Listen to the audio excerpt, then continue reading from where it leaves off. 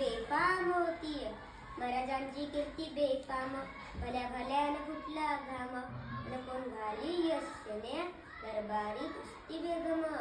बडी बेगम, बडी बेगम म्हणजे आली आधी साची आई बरका. नजरेत तिच्या अंगार दरबार झाला गपगार. कोणी घेईना पुढाकार, साऱ्यानेच मानली हार. इतक्यात अचानक सरदार उठला, बोलला हम लाएंगे शिवाजी को. त्याने डाव उचलला, नाव त्याचं अफजल खान. हे नाव त्याचं अफजल खान. तो जिंकता जागता जणू सैद खान. खान बोलला छाती ठोकून, शोभाला टाकतो चिरतून. कौतुक झाले दरबाराचे, खान निघाला मोठ्या गुरमीत.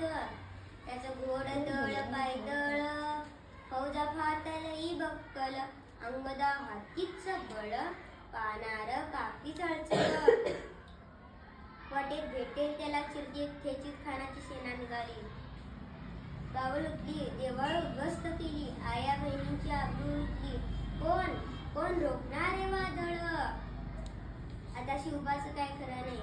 इकडे निजाम, इकडे मोगल, पलीकडे इंग्रज. जो तो हेच बोलू लागला. राजाची सेना मुठभर, खानाला कसा ठोकणार. काय लढावा हुन्नर, चिंतेत पंत सरदार. प्रतापगडावर आमने सामने भेटीचा सांगावा शिवाजी राजांनी खानाला घातला. भेटीचा सांगावा खानाने हसत हसत कबूल केला. दिवस ठरला आणि ठरल्याप्रमाणे प्रतापगडच्या पायथ्याशी खान आला बेगुमान. नाही त्याला जाण शिवाजी राजाच्या करामतीची, त्यास नाही जाणीव सक्तीची, तरी काही कल्पना युक्तीची रची.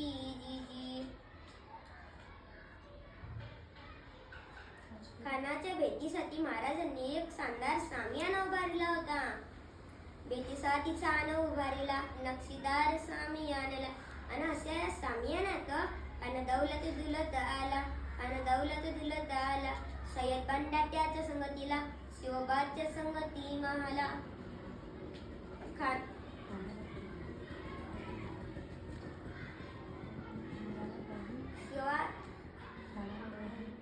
राजाला पाहून, माझ्या शिवाजी राजाला पाहून खान म्हणतो कसा, आओ आओ शिवाजी, हमारे गले लग जाओ आ.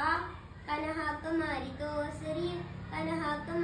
असरी, रोखून नजर गहरी जिरहा किरज जी. खानाने राजाला आलिंगन दिलं आणि दगा केला. खानदाभिमान मानेला. कट्टारीचा वर त्याने केला. खरा खरा आवाज ओझला. चिलखत होता अंगाला. खानाचा वाद फुका गेला. खान एडबडला. इतक्यात महाराजांनी पोटामध्ये बिछवा ढकलला. अगनकाचा मारा केला. टरा पडलं पोटाला. तडा गेला खानाचा कुत्रा बाहेर आला जी.